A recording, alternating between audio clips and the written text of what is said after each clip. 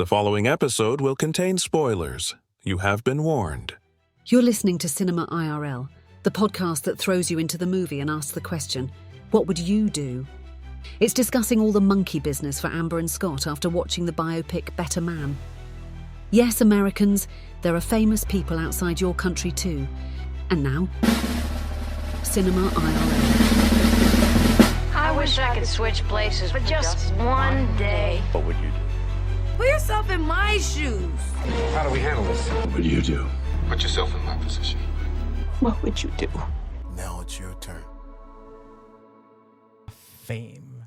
How bad do you want it? This film is called Better Man, but it kind of feels like it should be called Monkey Man. Monkey Man. Better Man is based on the true story of the meteoric rise, dramatic fall, and remarkable resurgence of British pop star Robbie Williams, one of the greatest entertainers of all time. That is our description. And it leaves out the fact that throughout the film, Robbie is a monkey. Yes, he states at the beginning that he wanted people to see him the way he sees himself, and that is as a cheeky monkey. Yeah, I either didn't hear that or I didn't interpret it as the fact that he would actually appear as a monkey throughout the entire film. And I spent a great deal of time wondering why no one ever mentioned he was a monkey. I thought I didn't realize this was a autobiographical film. I didn't realize who Robbie Williams was, and I did not realize that the monkey was a representation of how he felt. I just didn't understand why there were no other monkeys that no one ever balked the fact that there was a monkey in a boy band, that there was a monkey in the bathtub, that there was a monkey dating a pop star. Yeah, that was lost on me until the end. Fair. I kept thinking at the end we'd get one shot of him not as a monkey, like he transformed out of it, but probably not. No. Yeah, so this film follows him from when he's an 11, 12-year-old kid and wants to be in entertainment because his dad sings and they sing together, and his dad leaves him, and he ultimately applies to be in a boy band when he's 15, gets a spot as one of the more background dancer kind of singers, the one of the four other guys to Gary, who's the main guy, and then ultimately falls into a habit of severe alcoholism and cocaine, which then turns into heroin, and he desperately wants to be significant and seen and famous, and ultimately bottoms out after his grandma dies and seems to have a resurgence doing music that he enjoyed growing up, which was Dean Martin and Frank Sinatra and Sammy Davis Jr. Like lounge singer stuff. Yeah, it was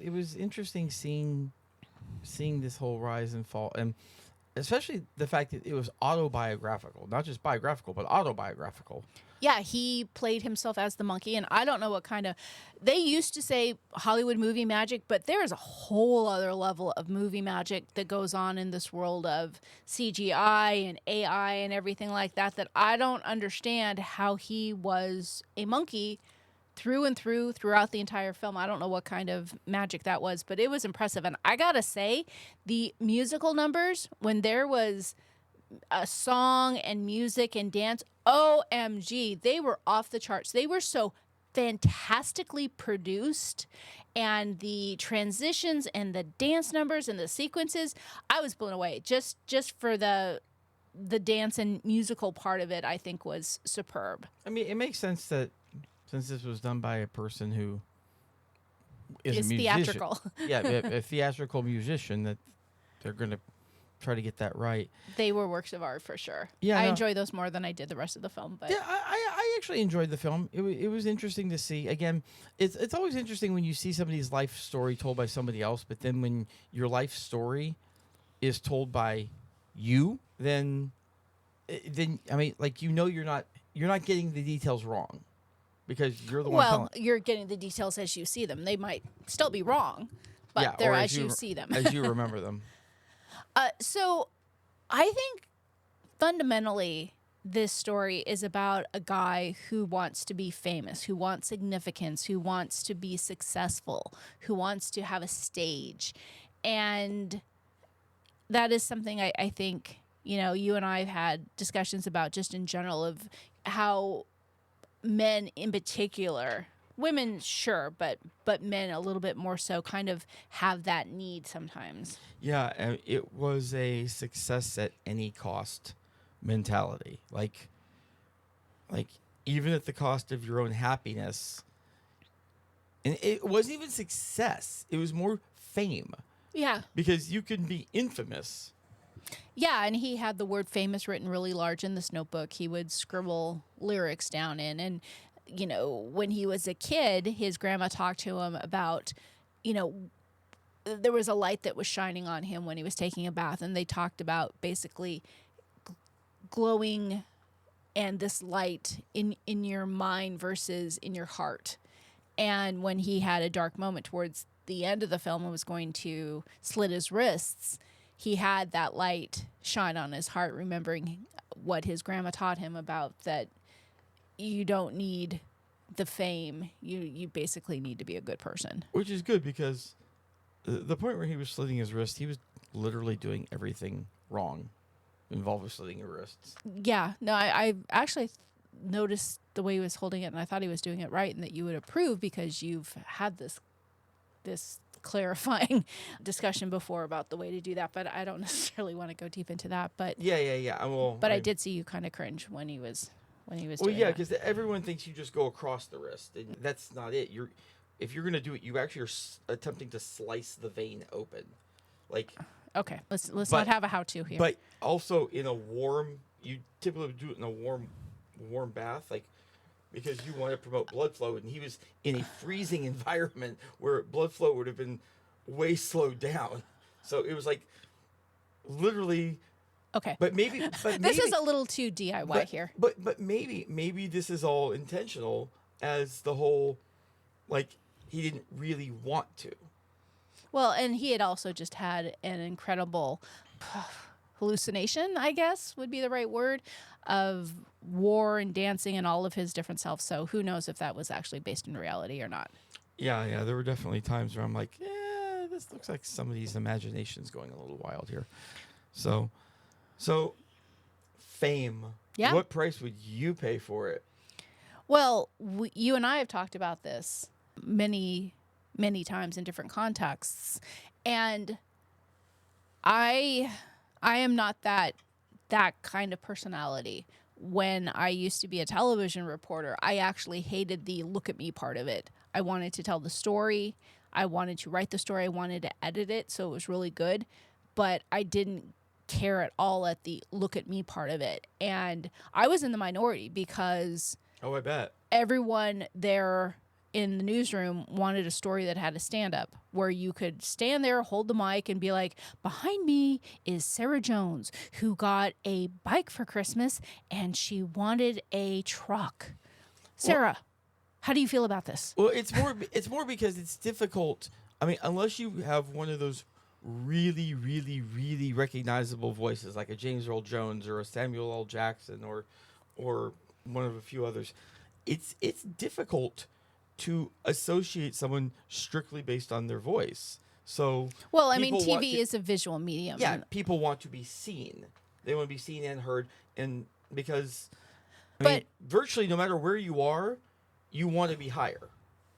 Like for 98% of people, like if you're at a small station, you want to move up to a medium station. If you're at a medium station, you want to move up to a large station.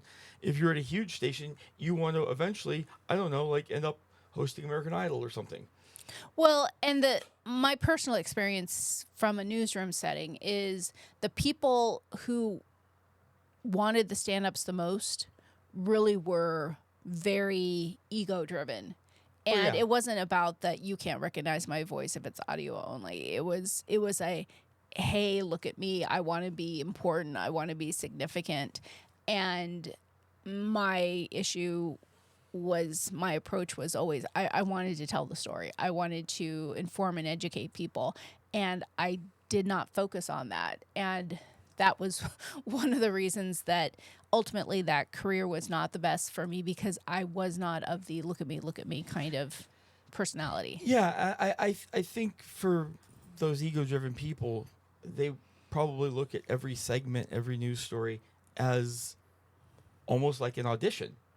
Like, Yeah. here's something that I can put on my tape, and if I have something amazing, then maybe this is what pushes me to the next level. So Yeah, and that's make sure you're seen. exactly, and that's how Robbie was when he started off his career, when he got in the boy band, and it was a way to be seen, and it was a way to start his entertainment empire of being loved and adored.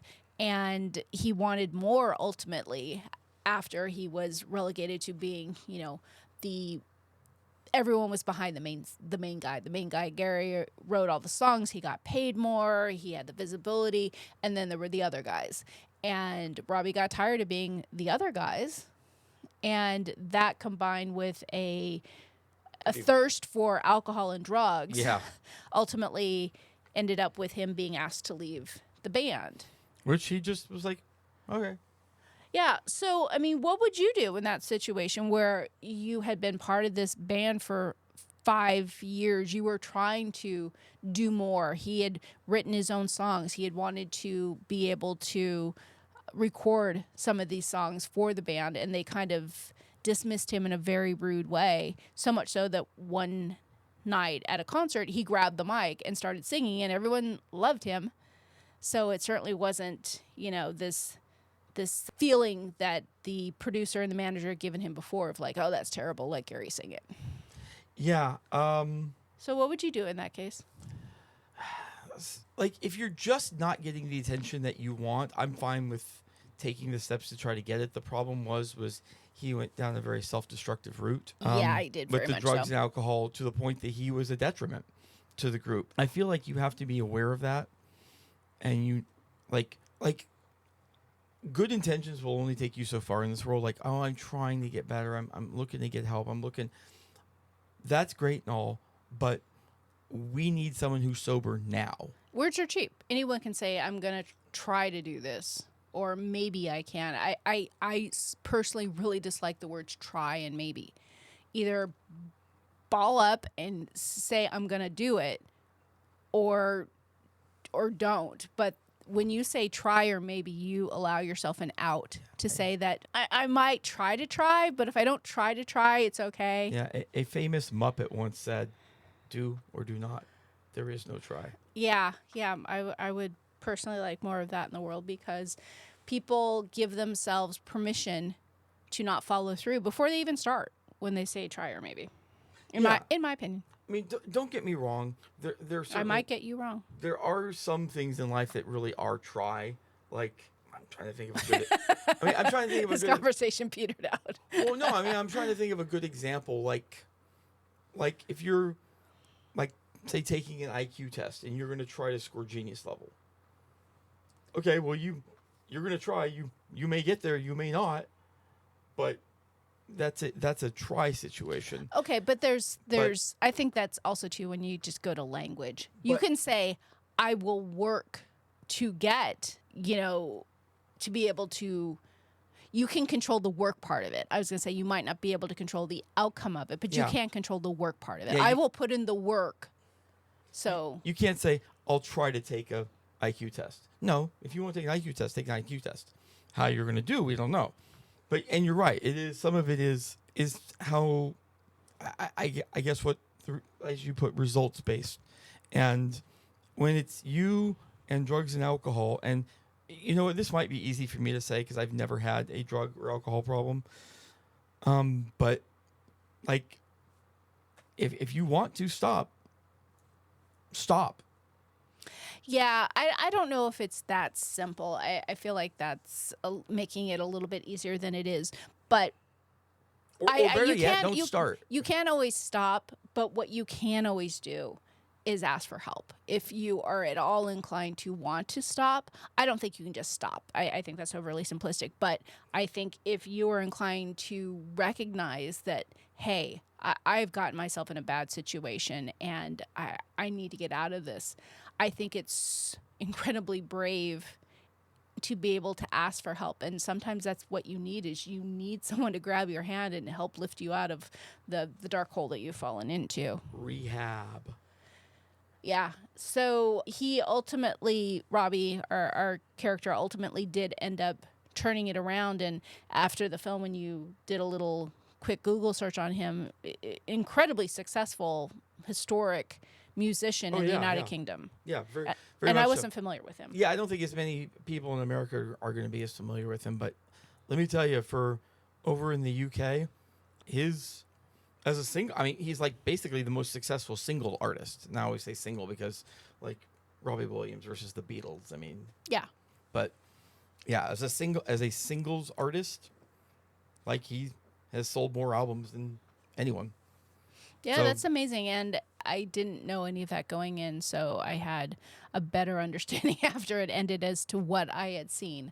So it's an interesting but yet probably more common story than those of us normal folks realize when people are in the entertainment industry or movie industry or somehow entertainment or a celebrity, the pressure that they not only feel, but that ambition that drives them and the bad habits that can arise when, boy, you've got some money to spend. Yeah, and certainly that drive for fame can be All consuming. it needs to be all consuming. I mean, to Yeah. really hit there, it really needs to be. Like I know a guy who I think I've told you the Beast Games thing came out. I have a friend who actually was on Beast Games, and when I saw it, I thought, yeah, that makes sense, because dude is in like this all-consuming drive to be out there, to be a brand, to be who he is, and I mean, in a good way. I don't know if I can say we need that in this society, but I think in a way we do. Like, we need those people who are out there and can be the entertainers of the world. And I was like, good for him, because that's a huge step on a journey that, like, I mean, I met him. I mean, when I met him and his mom, because he couldn't go to a convention without his mom. He was that young. 10 years later, he's killing it. Yeah, and sometimes it might take 10 years to become an overnight success. Yeah, people are rewarded in public for what they do in private. Amen. We hope you enjoyed our episode. Thank you for listening. And to catch all the new episodes, please subscribe. We release 2 to 3 episodes weekly, so we'll have new content regularly. Until next time.